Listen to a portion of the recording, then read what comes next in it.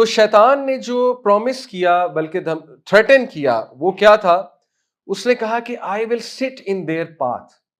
इनके पाथ में, children of Adam, I will sit in their path. और उसने क्या कहा कि I will come to them, I will sit in their path, lie in wait for them on your straight path, I will come to them from their front, मैं आऊंगा इनके सामने से, एंड फ्रॉम देयर बैक, इनके पीछे से, from their right, इनके right से, एंड फ्रॉम देयर लेफ्ट, इनके लेफ्ट से, and you will find that most of them are ungrateful. आया नंबर 16 एंड 17 सूरह अल-आराफ।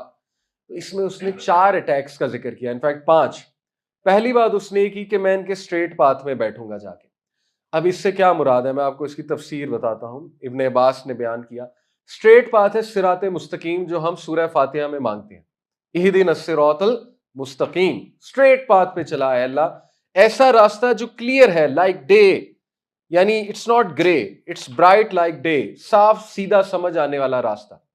लेकिन शैतान ने कहा मैं उस पर बैठूंगा, मैं उस पर बैठकर डाउट्स अराइज करूंगा इनके माइंड में, इनको डराऊंगा कि दीन बड़ा मुश्किल है, दीन बड़ा मुश्किल है, छोड़ो, किस तरफ लग गए, छोड़ो, अभी जवानी है, क्या फायदा तुम्हें जवानी में अपनी डिजायर्स को कंट्रोल करने का, everyone is parting, so what, no one offered सलाह, कोई भी देखो तुम्हारे एज ग्रुप में कौन है जो नमाज पढ़ता है, कोई भी नहीं पढ़ता, एवरीवन स्मोक, सो व्हाट, या everyone chills, everyone party, so what. तो ये है उसका स्ट्रेट पाथ पर बैठना और उसके डाउट्स क्रिएट करना। और फिर उसने कहा मैं सामने से आऊंगा, मैं पीछे से आऊंगा, मैं राइट से आऊंगा, मैं लेफ्ट से आऊंगा। इसकी बड़ी इंटरेस्टिंग तफसीर है। अब्दुल्लाह बिन अब्बास रज़ियल्लाहु अन्हु, जो कि मुफस्सिर कुरान है, नबी सल्लल्लाहु अलैहि वसल्लम ने उनको दुआ दी कि Allah teach him the knowledge of the Quran. उनको मुफस्सिर कुरान कहा जाता है, नबी सल्लल्लाहु अलैहि वसल्लम के कजन है। तो उन्होंने कहा कि जहां तक बात है I will come from the front, इससे क्या मुराद है? Raising doubts in them concerning the hereafter, क्योंकि सामने क्या है? Hair after. फ्यूचर क्या है? आखिरत, हेयर आफ्टर। तो सामने से आने का मतलब यह है कि मैं इनके जहन में हेयर आफ्टर के मुतालिक वसवसे डालूंगा। मिसाल के तौर पे शैतान विल क्रिएट सच डाउट्स कि भाई दुनिया की जिंदगी असल जिंदगी है, छोड़ो हेयर आफ्टर को। किसने देखी? किसी ने आके बताया तो नहीं ना हेयर आफ्टर कैसी है, जन्नत है भी कि नहीं है, हेल फायर है भी कि नहीं है, छोड़ो भाई। तो that is creating doubts about the hair after.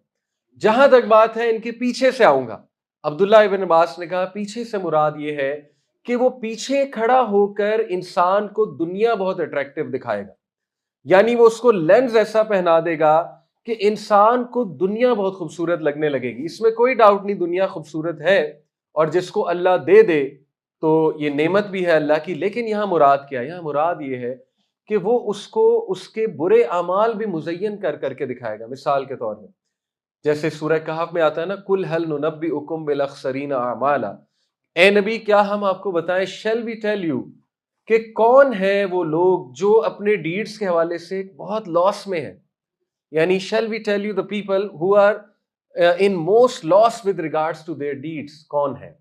अल्लज़ीना ज़ल्ला सअयुहुम fill हयाति दुनिया, वो कि जिनकी सारी की सारी कोशिश दुनियावी जिंदगी के लिए थी, और वो ये समझते रहे कि वी आर डूइंग ग्रेट, हम तो बहुत अच्छे हैं, हम तो बहुत ठीक जा रहे हैं। मिसाल के तौर पे उन्होंने कभी दीन का नॉलेज लेने की कोशिश नहीं की, उन्होंने कभी बेसिक दीन सीखने की कोशिश नहीं की, उन्होंने कभी हेयर आफ्टर के लिए एफर्ट नहीं की किसी भी तरह से। ऑल दे डिड वाज, यहाँ प्लॉट बना लूं, ये प्लॉट खरीद लूं, यहाँ पे इन्वेस्ट कर लूं, ये वाली स्कीम आई है यहाँ पे इन्वेस्ट कर लूं, हर्ज कोई नहीं, ऑब्वियसली दुनिया भी चलानी। But you get my point कि all they thought about was this, इस यूनिवर्सिटी में एडमिशन ले लूं, आईवी लीग इज ग्रेट, यहाँ पे चला जाऊं, अब ये कर लूं, अब वो कर लूं, अब ये वाली सर्टिफिकेशन कर लूं, बट नथिंग अबाउट आखिरा, नथिंग अबाउट आखिरा, कोई फिक्र ही नहीं। तो ये है उसका पीछे खड़ा होके बिहाइंड से अटैक, ठीक है, कि दुनिया ही है, दुनिया को ही बनाओ, दैट्स इट, और किसी चीज पर मेहनत करने की कोई जरूरत नहीं है।